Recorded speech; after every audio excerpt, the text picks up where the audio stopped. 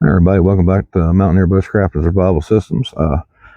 Excuse me. Had a fan request at _A_freak. He said he would like to see a part 2 for the Eafengrow 134. So that's what we're going to do today. So I hope everybody else enjoys it as well, and we'll get this set up here and start doing some knife stuff with this thing. Alrighty guys, here we go. And no, I have not done anything to the edge on this yet. So as you can tell from the little bit of scuffing, everything on the blade there, I've still been periodically using it. So let's go ahead and do some chopping here. What I'm going to do is I'm going to cut me somewhat of a section out of here to do a tent peg. So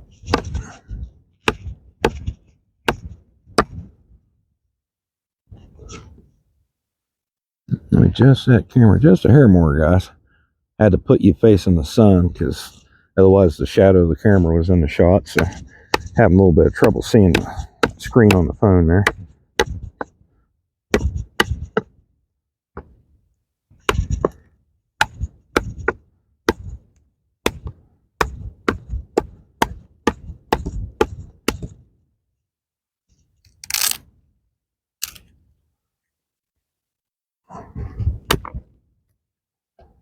Okay, let's cut this thing off about right there at that knot.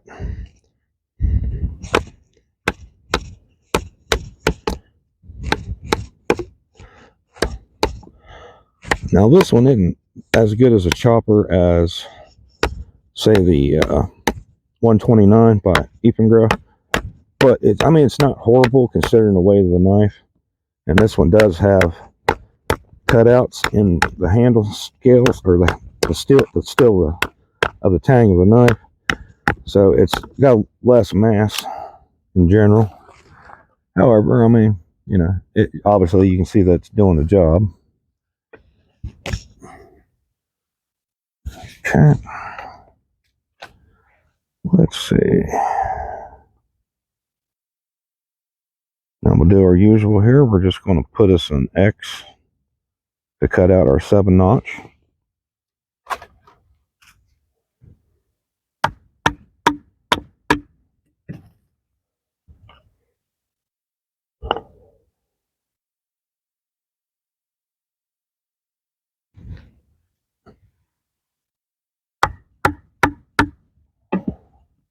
Okay, that should do.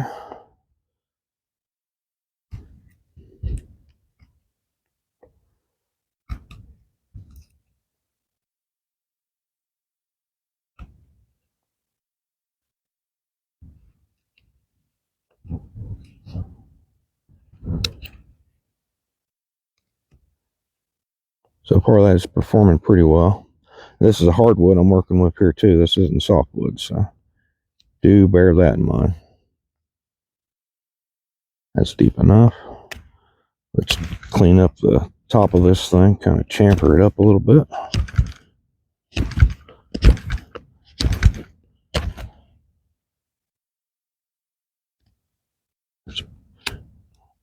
It's not as pretty when you chop stuff as you do when you take a saw to it, but all right, now that done, let's try to get us a little point, and we're going to have to cut off that knot there, so we're going to cut that off of there too.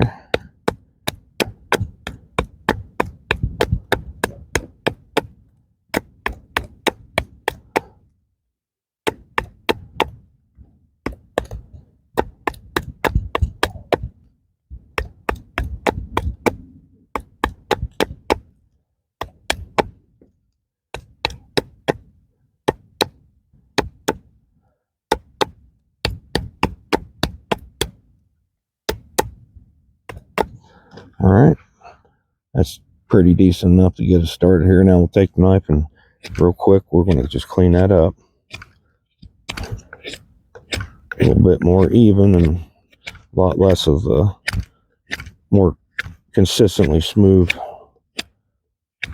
pegs or spike end on this thing. Help it drive straiter and a little less resistance. We have a break in there. This, I'm not sure what you call that. It's not, it's almost like resin, but it might be some kind of resin.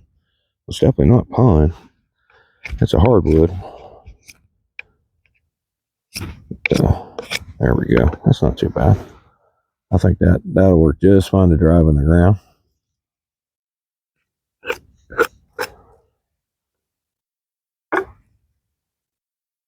Okay, guys, let's I think we'll find something a little more substantial, and we'll just chop through that.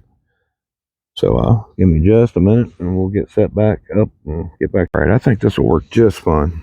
It's pretty large for a knife of the blade length this knife has, so we'll get to this.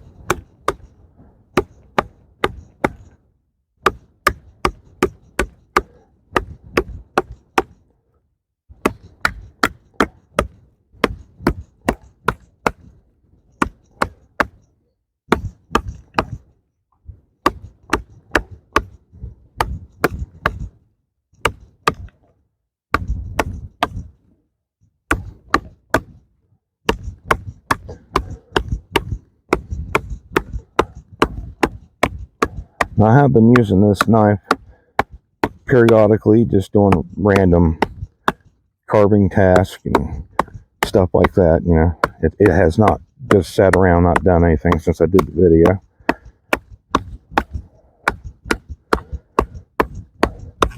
This one I'm vastly more interested in a long-term use kind of thing due to the cutouts in this. But like I said, thus far, Eafengrow has impressed me with their products. And quite frankly, that's why I was willing to risk the $60 for a knife that has a cutout. So typically, I'll tell you right now, I don't care what company you got. My personal opinion is I don't like cutouts. And I would absolutely love this knife even more if it didn't have cutouts. But right now, that seems to be a thing in the knife industry, and a lot of times it's they claim it's to lighten the knife weight. But I just throw this out there to knife designers, companies that make knives. If you have a stock that you're working with to have a more robust blade, in lieu of taking this and making these cutouts, taper the steel of the tang down as you go towards the butt end, make it thinner, and you'll lighten it without compromising the structural integrity of the knife. You know, hey, just a thought. Hold on here, guys, real quick, since I've got this little oak stump, so make sure y'all can see. Yeah, I happen to swing this. That has to kind of be my grip because, you know, I said I got jumbo hands. A lanyard obviously would make this easier.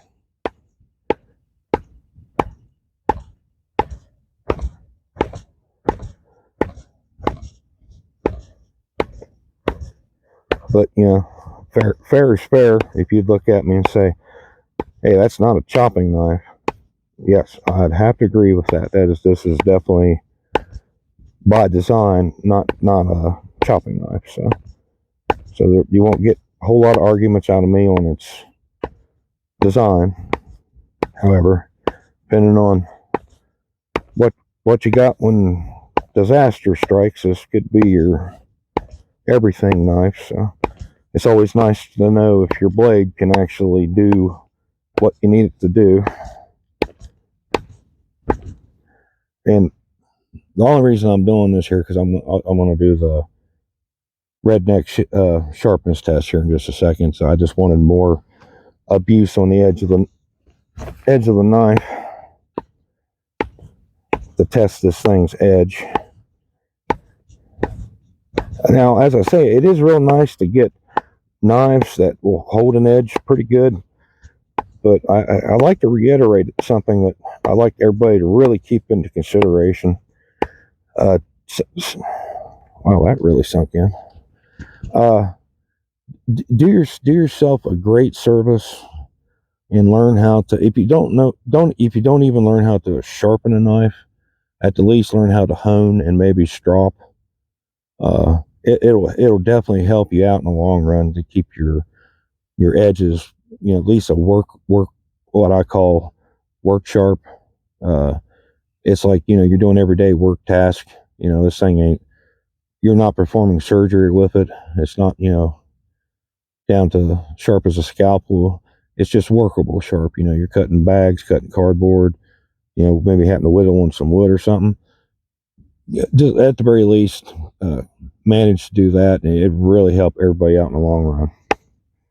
But all right, that's quite a few whacks into that oak. Let's get up here where we can see me de-hair my forearm some more. I'm gonna try to do this up close. That way, if the wind blows the hair out, hopefully you can see the hair getting cut. Because it is very windy, and I'm probably not going to be able to pinch the hair and catch it. Okay, here we go. And I can't see if I... There we go. There we go.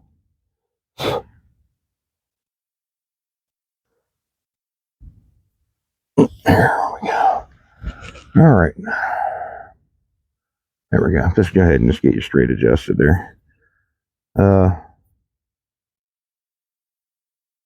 tell you what I'll do. Since I can get my final thoughts and do some more work with this, we'll try to extend me running my mouth and actually using the tool here a little bit. That way we get some more of that in the video, for in case those people who are more interested in that part of it. There we go.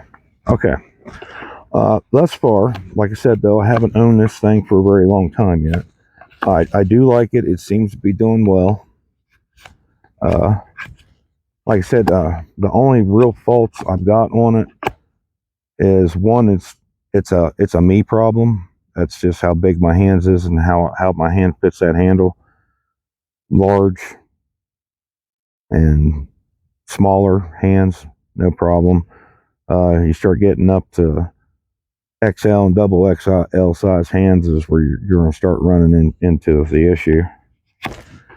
But it's not like, even with my hands as big as they are, I can make this work just fine. So, it's no big deal. It doesn't have much of a choil, but since my hands are that large, I can actually pinch this up here, keep my finger off the blade, mainly due to that little ramp guard right there, keep it from sliding up on the blade. I can literally, and a lot of people say, wouldn't that be a horrendous hot spot?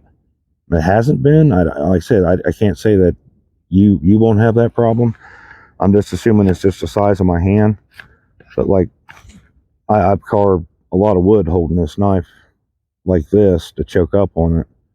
It's not caused me a hot spot or a blister yet. So, but then again, I do a lot of manual labor, and my hands are usually quite a bit callous, so they're not like a lot of people that may not do a lot of work with hand tools and stuff. Your hands may not have like a lot of calluses built up on it, so that may be far more uncomfortable for your average person. So you might want to keep it clear back here, which it's, as you can see, pulling it back there, it's no problem at all.